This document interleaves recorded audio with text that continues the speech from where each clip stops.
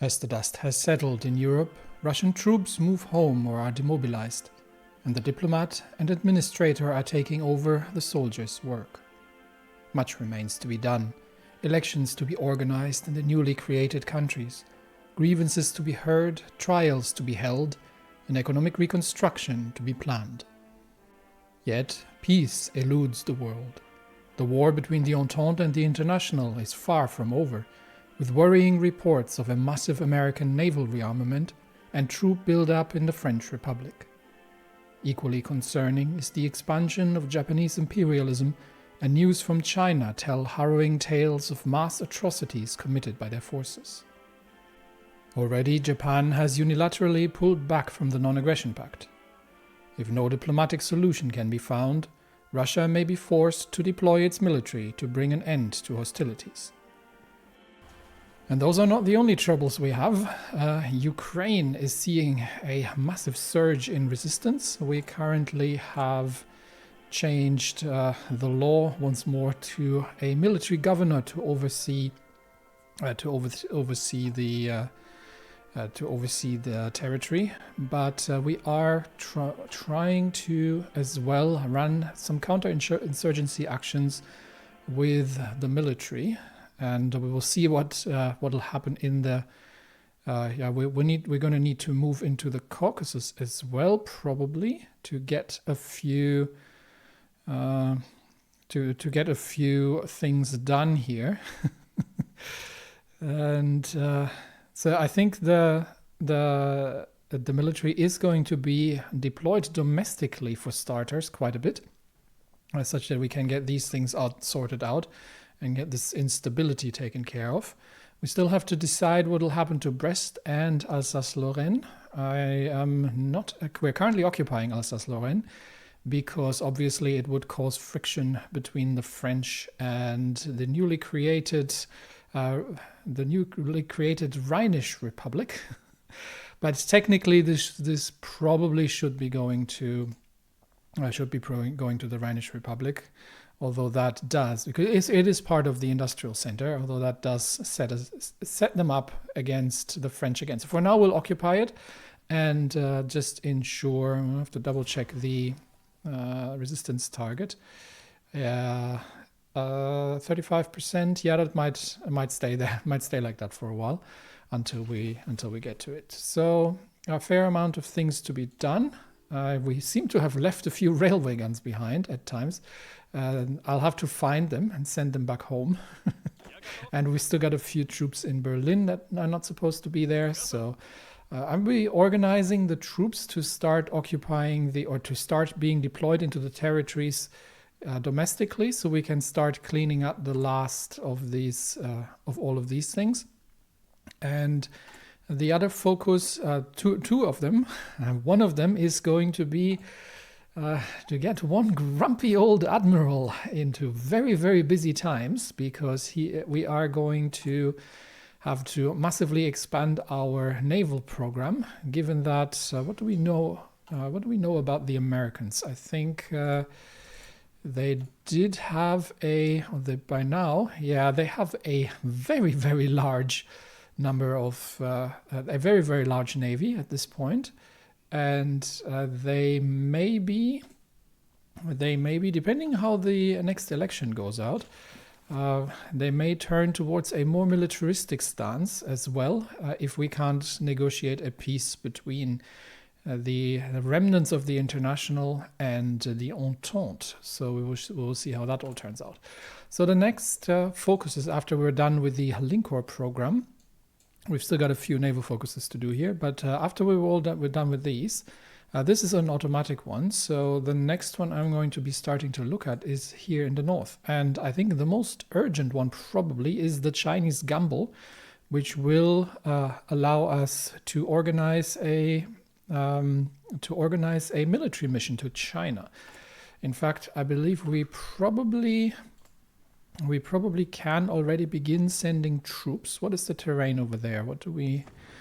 It's relatively flat, so we might actually send some. We're still considering the Qing government as potentially the legitimate government. So we might be able to send a few volunteers over to at least stabilize the front lines.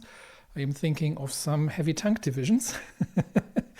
But that also depends on, we've got a bit of supply here, so that might allow us to start pushing back the Japanese in the Fengtian government. But also this will eventually lead to, we have to do the rebirth of Russia, which will start allowing us to rebuild Belarus, Ukraine, the Baltics, and eventually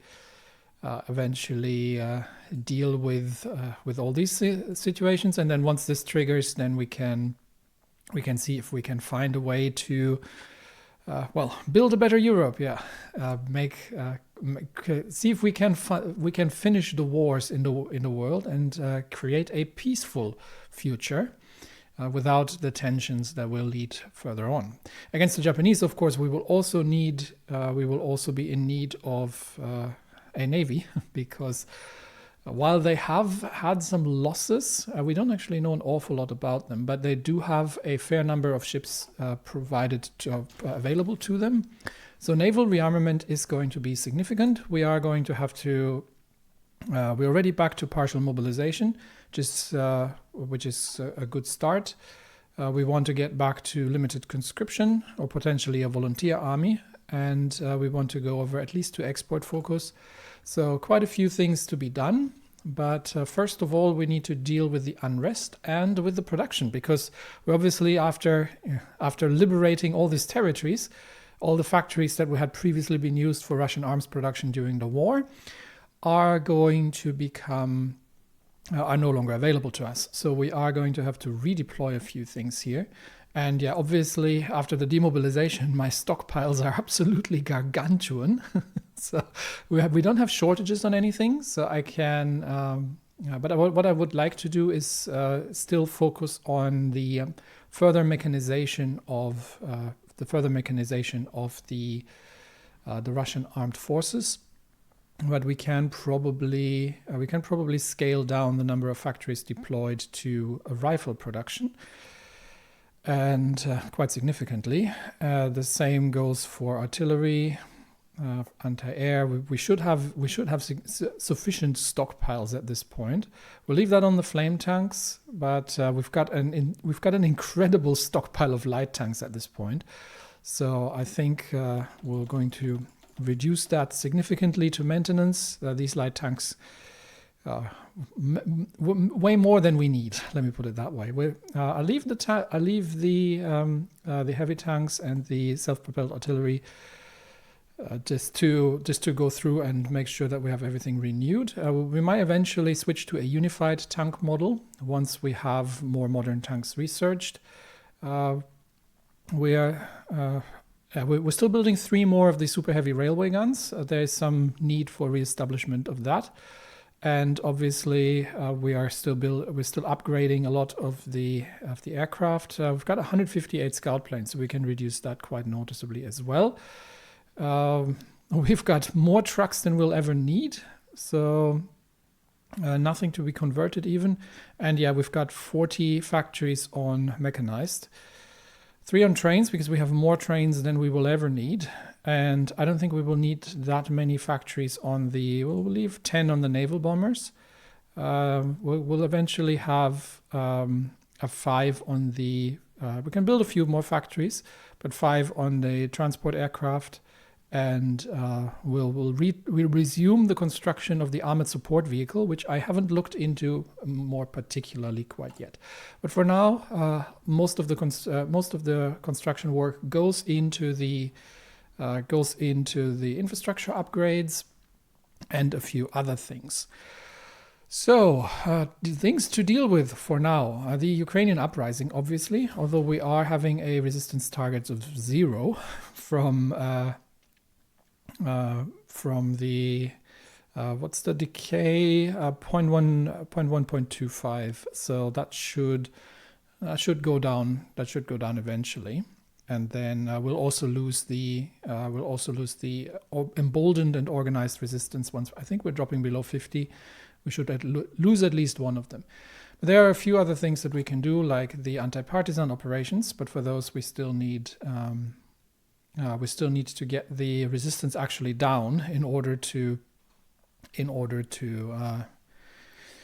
do things. So in the meantime, we have the activity of the Ukrainians here, which means until we can finish the organized resistance, all core states must have a compliance of 60 or a resistance of less than 5%.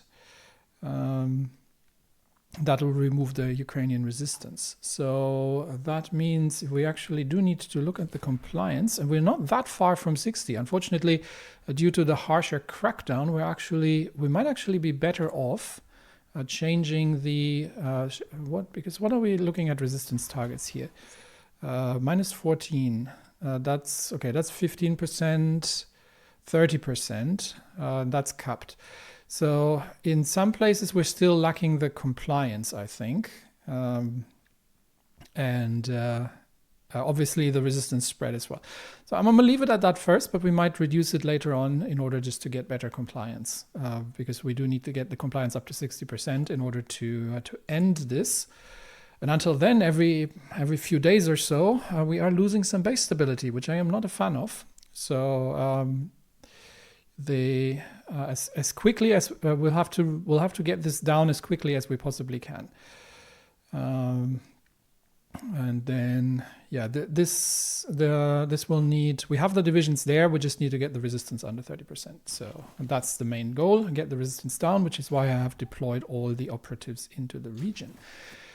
Now, where else do we need some troops? If I was going to, where was that? We could subjugate Finland, but obviously that's not the point. If we want to pacify the North Caucasus, this one would give us. We can still grab a few. We can still grab a few percentage points of base stability. So, but we do need a few troops. 12 divisions, pacification of the North. North Caucasus is the first one. So for that we need 6 divisions. But where exactly? Well, I'm assuming, okay, here. That's where we need 6 divisions. So I'm going to deploy some there, and then we'll get that underway as well. Okay, the next thing we need to do is somewhat upgrade our Asian troops that are currently deployed in the area. We will be probably deploying more troops here as time comes, but for now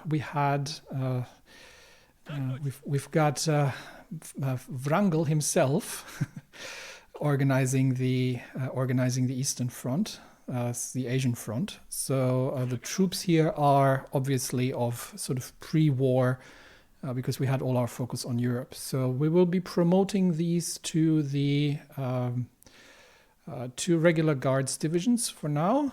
What do we have actually? We've got 14 divisions here. We've got most of these are just regular divisions, and we've got the 6 Marines which are on the way to Vladivostok.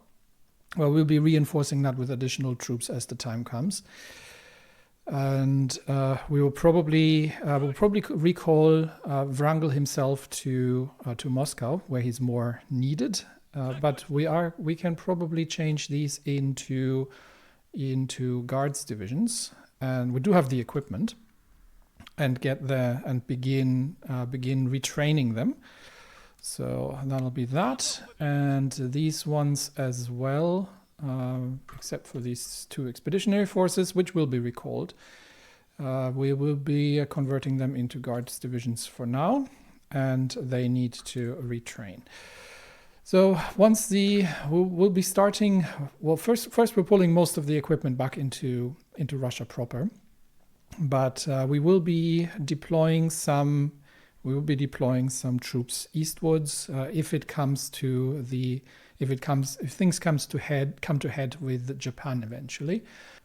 So we might send some of the 6th Army divisions over to assist. We might actually just send just send the, I don't know how many we can send. Let's see, Qing government, volunteers, 3 divisions limit. So we might send 3 armored divisions under Stefan to the east, and we will see if we can assist the Chinese in pushing back the Japanese advances. We can also send some to the Nanjing provisional government. So that would be 4 actually, and to Qing we can send 3. So yeah, we'll have an expeditionary deployment of troops and aircraft. Might actually start, yeah, with aircraft especially, that will provide air cover, and then we'll see if we can negotiate some peace. Otherwise, we might gradually increase the troop deployment there. In fact, actually, what makes probably more sense is we'll be sending the Qing Expeditionary Force under Stefan with the 13th, 14th, and 15th Heavy Tank Divisions, and we'll be sending the 14th Army under Govorov together to Nanjing, and together these two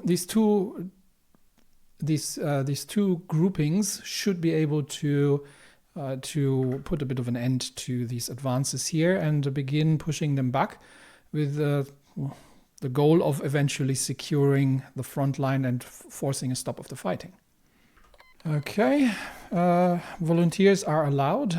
So once they arrive, then we can also bring aircraft over. What's the current air situation? Not an awful lot of opposition here, surprisingly. So ideally, what do we have? 200 fighters, 150 support planes. So we'll be primarily bringing fighter craft over just to provide air cover. And yeah, these air groups currently that are currently forward deployed to Europe, they all need to return to Russia as well. So I'm going to start organizing that and bring a few air wings over once the situation warrants it. Transylvania desires the union with Romania. Okay, so let's see. Contrary to what some of our planners may say, Transylvania is an artificial state. The state that we have established in the region is populated overwhelmingly by Romanians that may have a regional identity but do not appear to translate this into support for permanent Transylvanian independence. Indeed, many of those working with us in establishing Transylvania were under the impression that it would be a stopgap measure until such time that Romania proper could be aligned, after which Transylvania would be incorporated into a greater Romania. Now that Romania is under a friendly government, Transylvania and Romania have jointly petitioned us to be allowed to merge. As the arbiters of the peace, we are by no means required to allow this union, especially since both states are dependent on us for their security and are in no position to change this. Even so, many planners argue that attempting to prop up an artificial state in Transylvania would only serve to undermine our support in the region in the long term. Others argue that our interests may be served better by a divided nation. Of course, we'll grant that. We are not looking to enact the dictate of what we believe nations should look like. That's why we have given them independence. So, of course, we will approve that, and that should then lead to the union and the restoration of Romania. It's really up to the peoples in the region. We are, by the way, deploying the 12th Army to the front lines with the French Republic, just in case things go sour. And I think we will potentially have to start. We might have to start until a point such that these nations can defend themselves. We will have to start deploying some troops into Europe just for added security. But for now, everyone's returning home for now for some much needed rest and recovery, except for the 12th, which is getting forward deployed into the positions next to France to hold the line here against any potential armored attacks. And the Linkor program is done. With that, Russian designation for battleships. Yeah, we have research bonuses for capital ships, and we get the Pyotr Veliky class of capital ship. So that should be, and I think they did say that they added a production line. That is. We'll see if that's any good. So let's have a quick look at the design. So we've got the Tsar Vladimir and the Pyotr Veliky class. The Tsar Vladimir, can we put these next to each other with the Pyotr Velikys? They have a bit better light attack and a bit better anti-air, but other than that, they're significantly worse. So yeah, I think we're not going to be. Let's see what it looks like actually. Yeah, I think. Oh yeah, and float planes. No, we're not doing that. And we only have 2 main batteries, so it's a 6-gun ship. No, we are not going to be building that. So that will be cancelled. But we are definitely going to have to start designing ourselves a few new ships, to be honest. And once the 2 Tsar Vladimir class super heavy ships are completed, then we will have to build up a new fleet, I would almost argue, with the more modern ships in the Pacific. So I might actually start moving these moving ships around into our Pacific bases before anything significant happens in Japan. And the other thing is we need to do, if we are to begin naval rearmament, we have to significantly start increasing the number of dockyards available to us. So that'll mainly probably be happening around naval facilities here. So that should be a quite significant amount of dockyards. But first we'll go through all the infrastructure programs, but that should be quite a significant amount of dockyards. I can throw a few in. I might actually prioritize a few because it has knock-on effects. So we'll prioritize the dockyards, and once we're done with these, then we're going to do the infrastructure. So that'll allow us to speed up the naval rearmament program. But the next national focus is going to be, which one am I going to do first? I think, the Chinese gamble, we'll get that out of the way, and that will we are going to organize the military. We are going to organize the military expeditions to China, quite noticeably. And once our expeditionary forces arrive, which is going to be March 8. So I might actually start sending some of the aircraft over already. We are going to need probably how many fighter wings can we even bring? What do we have in terms of we've got a fair few, so we can probably bring a fair amount of probably bring a fair amount of aircraft. So I'm seeing 12 wings that we can bring. So I'm gonna start deploying some of them towards the air bases in Mongolia. That is going to be massively overcrowding it, but for now we are going to. And we will also have to bring the aircraft from Africa over, but for now we'll just park them there, and then we'll deploy them over here. We may also have to build up for a potential. We might have to build up some air bases as well. Yeah, Vladivostok especially needs to be built up, and we are going to need radar stations in Vladivostok as well for potential engagements here. So that's also something that needs to be prioritized. After the war is before the war, but this is urgent in terms of immediate foreign policy. Slight naval reorganization. We are, and I can't take these. I actually can't. Okay, that's how I can get them out of the mission, because you can't lay mines while not at war. But we are having the Atlantic Theater, where Kolchak himself is now taking care of the small Black Sea fleet as well as the main Baltic fleet, whereas we have detached the Patras, the Poltava, as well as the 4 Admiral Ushakov-class cruisers, together with a few Vitebsk-class destroyers. And they will be the fledgling Pacific fleet to be stationed in Vladivostok under Admiral Kedrov, who had previously led the Baltic operations. So with that, we are going to see a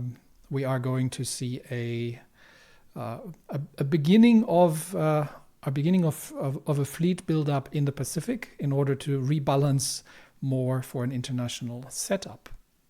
The Fengtian government, in reaction to our deployment of forces to the Chinese front, have cancelled their non-aggression pact with us.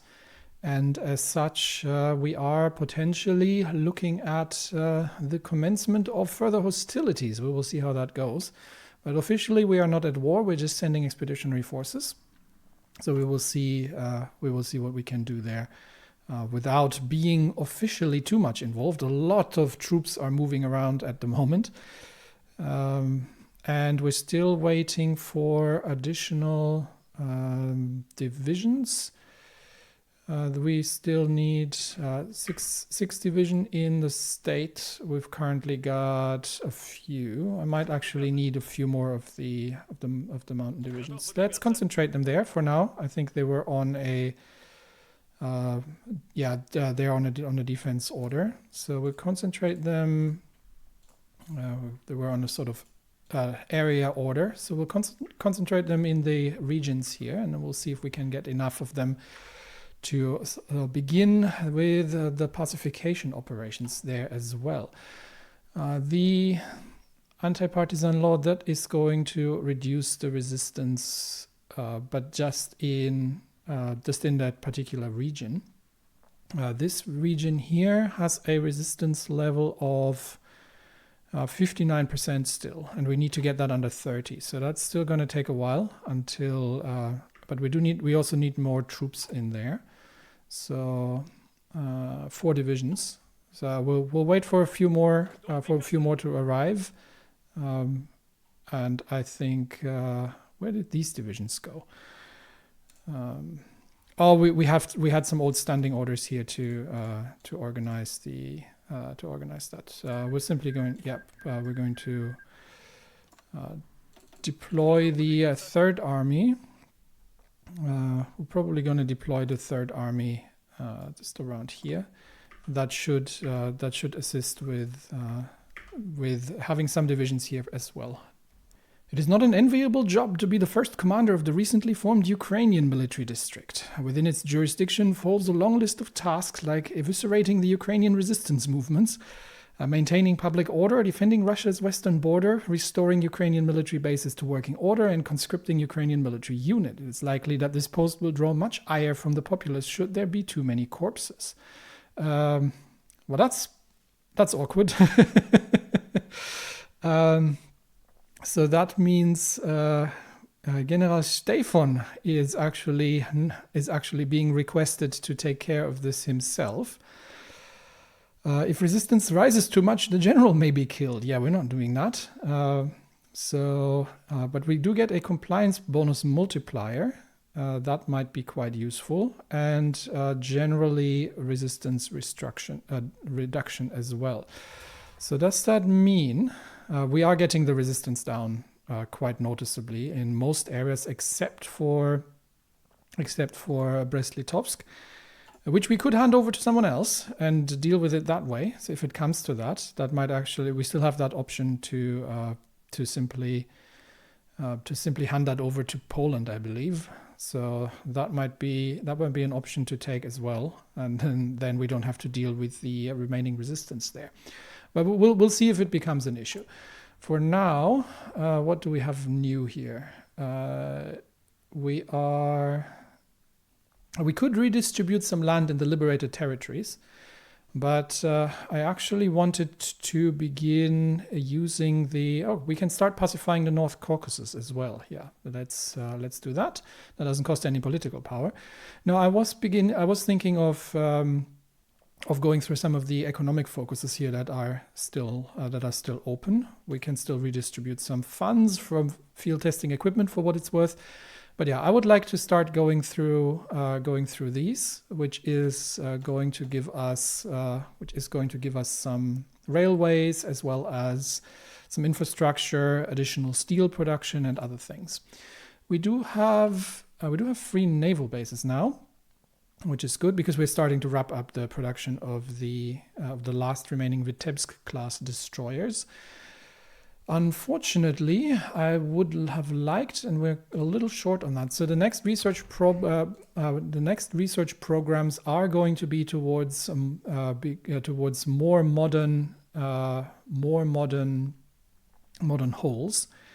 And I think the advanced heavy hull would be good, but we also need to get the more modern. We need to get the more modern batteries going, as well as torpedoes and other things. So all of this tech, I think once these are through, we're going to do a full focus on naval technologies in order to get up to modern speed. So what are we going to do with the naval bases in the meantime? I mean, we can always build some Vitebsk class destroyers that we can use for,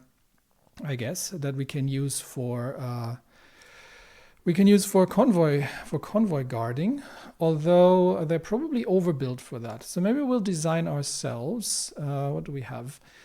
So the current Vitebsk class, well, it is capable in anti-submarine warfare, but it's not ideal. We could design ourselves an escort destroyer. Let's do that. Let's create a variant of that. Create a duplicate. And we're going to replace the radar. We should be able to put, do we not even have sonar tech? Hang on, do we not have sonar tech researched? That is entirely possible because I haven't really been, we actually don't have the passive sonar research. Okay, that is really awkward. All right, so in the meantime, we'll just build the Vitebsks until we actually have some research that can be used for that. So for now, we'll just output additional Vitebsk class destroyers, and they will be going to Vladivostok for the time being. So may as well just keep building them for now until we have something more urgent to do. But I do think I want to. We can get. This is just going to take piercing. That's really not that important. We'll replace these eventually once we have the newer techs, but we are waiting for all the Philippines have cancelled the non-aggression pact as well, but all the expeditions are returning. So everyone who is in the co-prosperity sphere has obviously heard of the diplomatic news that Russia is deploying troops to push back the Fengtian Japan expansion and is beginning to intervene in Asia. And we are waiting for the Chinese gamble, which is also going to allow us to send more expeditionary troops. Maybe we can finish this without a major war, but it's better to be prepared than not to be prepared. All right, the expeditionary forces have arrived. Stefan needs to be actually replaced because he is not actually operating here. So I am going to need someone else in command of the armor. We could send. Do we have somebody who's actually qualified? Because he's going to be needed in Ukraine, so can't send him. We could send Vasilevsky. He's relatively skilled. Where is he currently deployed even? I'm not sure, but he is an armor officer. What does he have? Organizer. Oh, but he doesn't have armor leader. So that's actually not particularly helpful. We've got Boldyrev, but he's an infantryman. We've got Markov, who is an armor leader, but he is and an armor expert, but he is currently operating as field marshal. I might actually be, because I don't really have anybody else except for Stefan who is particularly qualified in these things. So I might actually send in Popov and get him some training. He's a brilliant strategist and an armor officer. So we'll assign him for now. And we can obviously deploy Boldyrev here as a field marshal. And we have the second group and the 14th Army under Govorov, and we can get Wrangel for a change. While he's, I was going to redeploy him. Let's get one of our newer field marshals. So we'll reassign him here. And with that, we have two groups of fighting vehicles available. So Boldyrev himself is going to lead the tanks. We are looking at a somewhat fortified border, actually, surprisingly enough. But the north looks relatively weak. So what we could do, we only have 3 divisions, so we can't easily break through the north. But we have a fair amount of Chinese divisions here. So what I am thinking, it is, where are the weaknesses here? These are the weaker fortifications. I think we can break these without too much trouble. But even these are reasonably weak here. So, but I'm thinking of making a bold push towards the sea and reducing the whole Fengtian incursion in the south here. We could also deploy to Beijing, to be honest, and see if we can cut them off there. That might actually be the better. That might actually be the better place. So let's see if we can. Let's concentrate here. We also need supply, which is usually in short supply. Okay, we have supply here, so we can deploy there, and we will cut through to the coast, cut off the enemy from land supply, so they can only resupply through the ports. And then we also have air support here, so that should be relatively easy to do. And then we'll see if we can retake Beijing, push out the Fengtian government, and cut off the southern sector. So the Govorov's 14th, where are we going to deploy them for now? I think we'll begin by restoring the defensible lines here in the south. So we'll begin by deploying to Nanjing, which seems to be mostly in need, and see if we can restore the positions here. Actually, since we're actually here already, we may as well do it from the other side. So we'll be restoring the defensive lines along the rivers. The other thing, obviously, that we can do now, I hope, is to deploy some aircraft. So can we get out of this 1, 2, 3, 4, 5, 6? Okay, much better. We have the 5th Air Army in the Asian theater with 12 fighter wings. 6 are going to cover the north, 6 are going to cover the southern air zone. And there are actually a fair amount of enemy aircraft here. So we might have to collaborate on certain things. But we will see how well we will see how modern these are and how well they fight. So we'll take them on, and we will see how that ends up going. But where are my tanks? These are the tanks. Yeah, they need to strategically redeploy, and we are waiting for these 3 divisions to regain their organization because they just unloaded from the ships. So for now, we'll move them that way. Okay, air operations in the north have begun. Our air detection is abysmal, but so is the enemy's air detection. We do have good mission efficiency, and we are facing the Japanese fighters in the air. So our air wings are going up against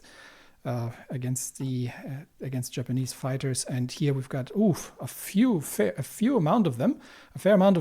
We've got a Japanese and Fengtian fighters in the air. So we're severely outnumbered here, also with support aircraft, which we are facing 300 fighters here. So we can probably take from this group here, we can probably take 2 air wings, move them. We only have one. We can move 1 air wing to the southern airport here, and get them to assist in the lower Yangtze air group. So we're going to get additional air power up here. And this is the only airport we can operate from, but we almost have range to cover it, so it shouldn't be too bad. So, big air battle beginning, and once again, the Russian Air Force is making a name for themselves. That's going to be the first action to push back the enemy here. We have a research slot available, and like I said, I'm going to go and catch up in the naval techs. So, the holes are good, but the holes don't help us in any way. Don't help us in any way if we are not having the equipment to use them.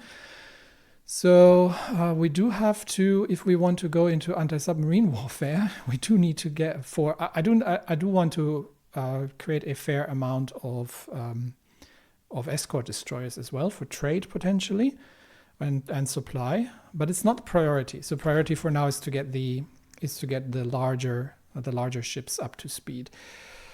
So for that, we do need to get through the gun research. That's, I think, going to be the first priority. And we actually have some research bonuses, so it should be reasonably quick, especially if we can begin parallelizing these kind of efforts.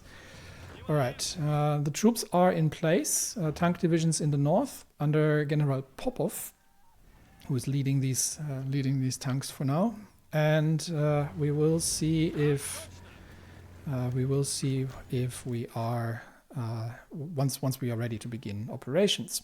Meanwhile, in Belarus, we have resistance problems as well. Marshes and woods prove to be perfect for guerrilla warfare, as we already saw during the wartime occupation. Resistance in Belarus is largely directed by, I am not even going to try to pronounce that.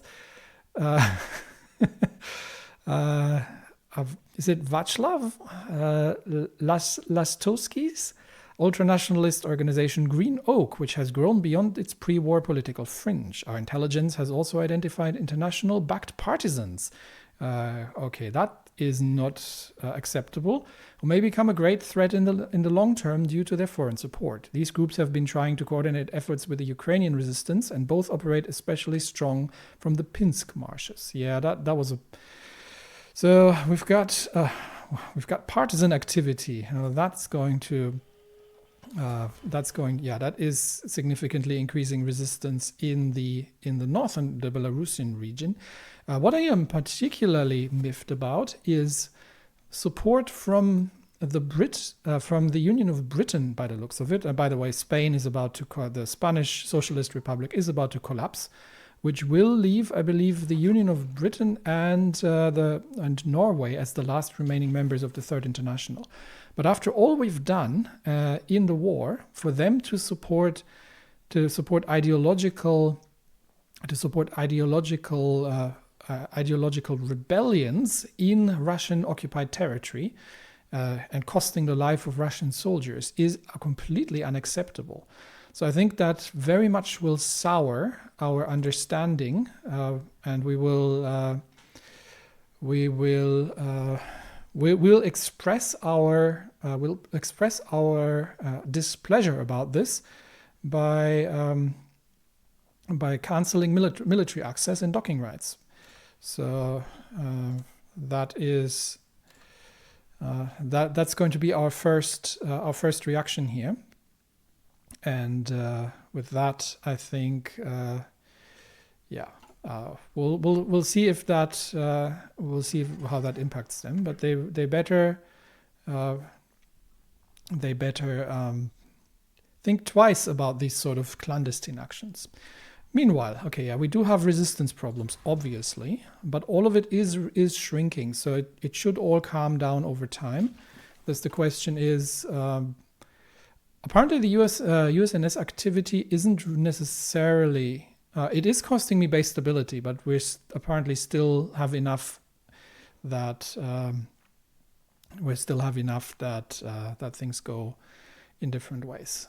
Hopefully, I can eventually...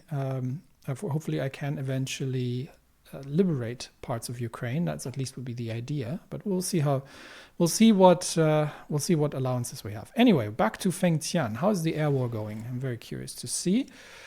We're trading reasonably well in the south by now. So we've shot down, what have we got? 30, 40, 42.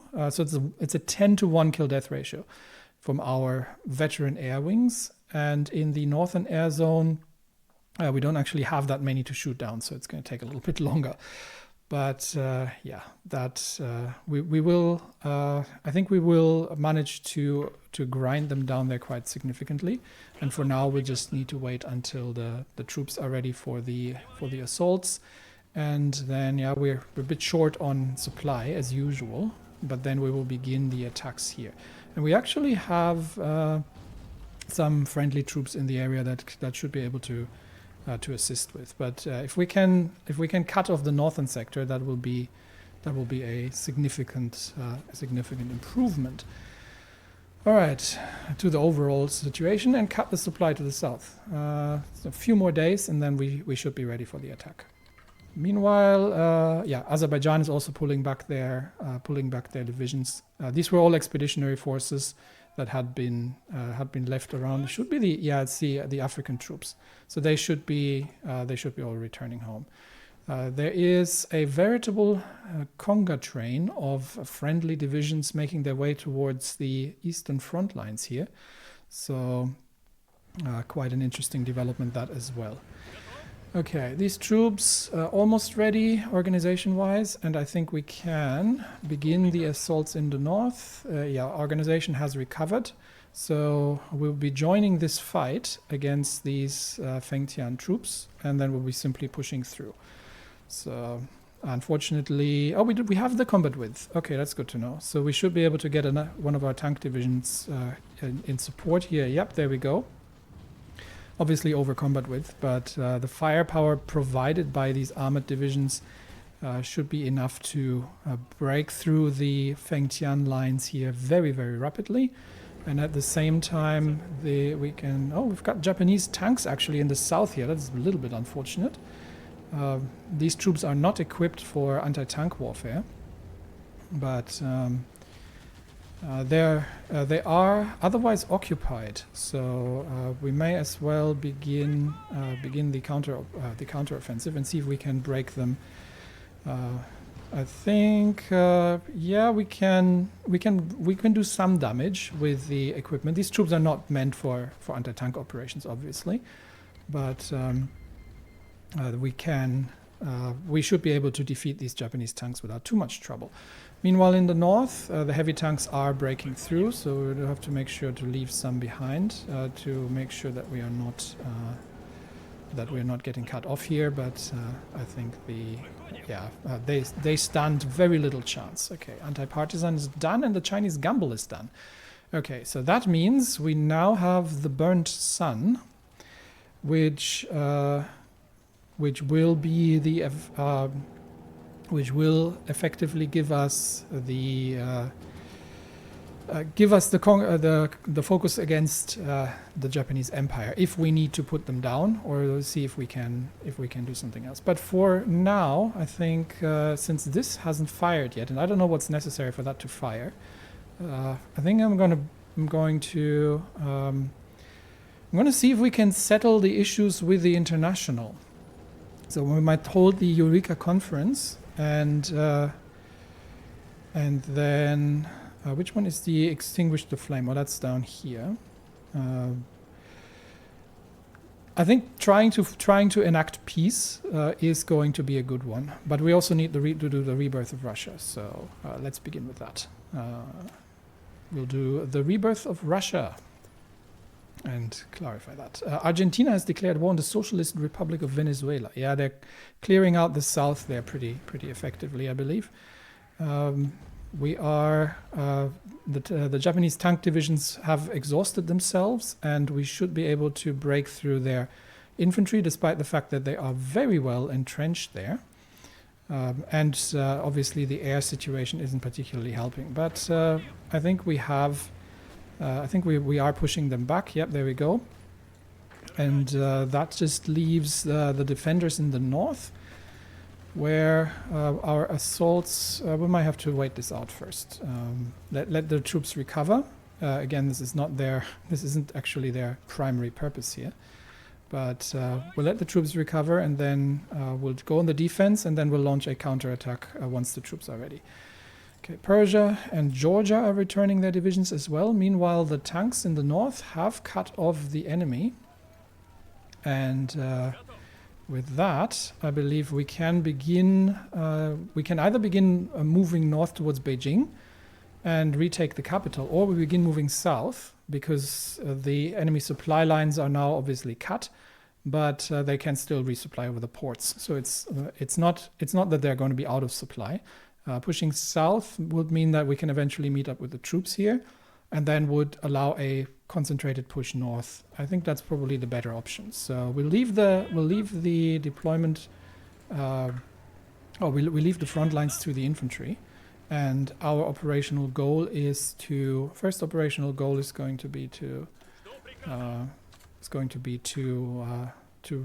swoop south, and might actually be a little bit more ambitious with that. Operational goal will be to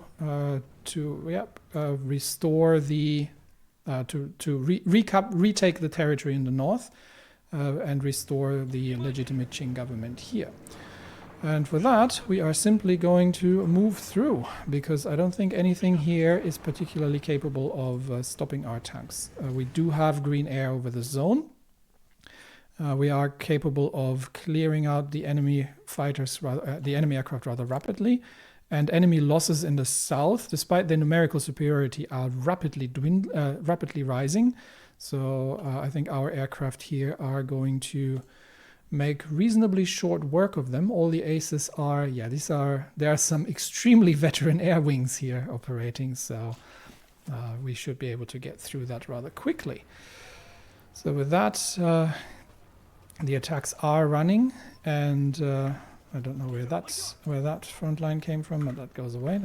It's an army. Is it an army group front line? Yeah, I don't need that. Okay.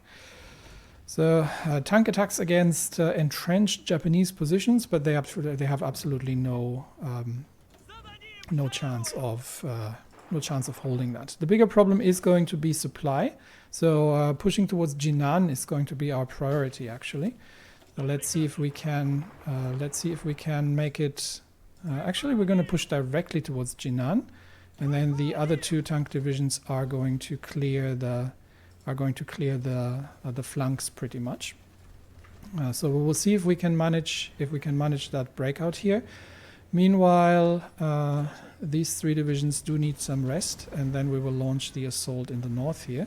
See if we can push them out again. And see, I think Nanjing is secured. The Japanese tanks have been pushed back.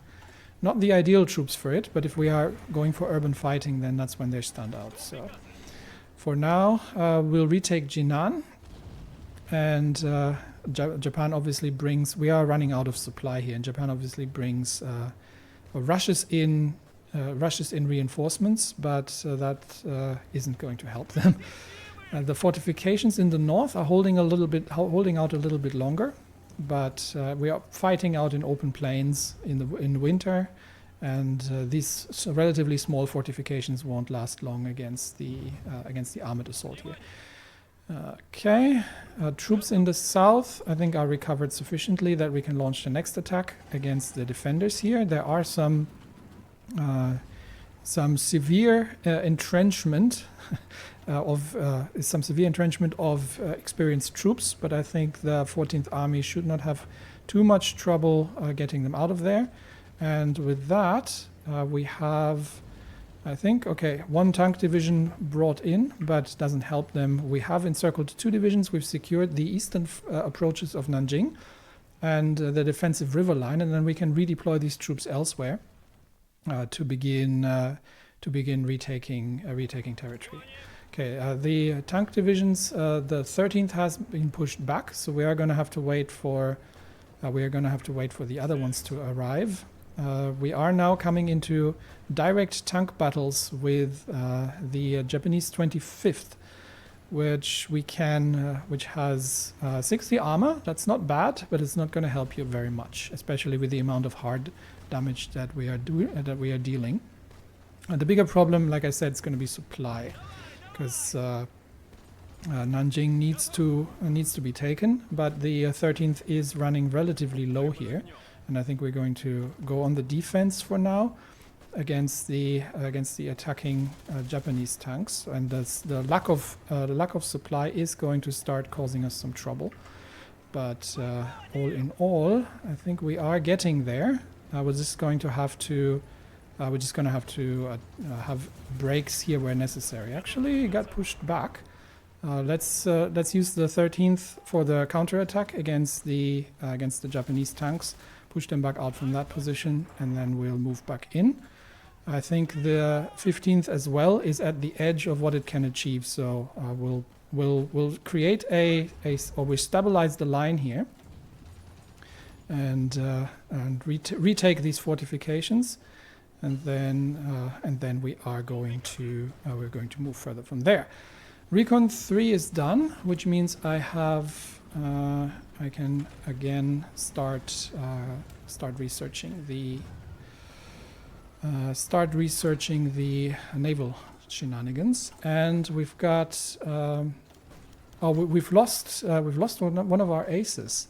We've actually lost 2 of our aces. Okay, that's something we're going to need to deal with, and we've got potentially a few more anti-partisan operations available to us that we can trigger. But for now, we need to redeploy some fighter aces, because the fighting in the north they've redeployed into the north by the looks of it.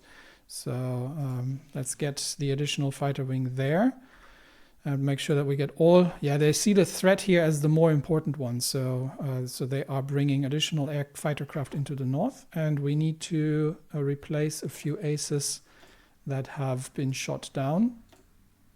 So let's do that.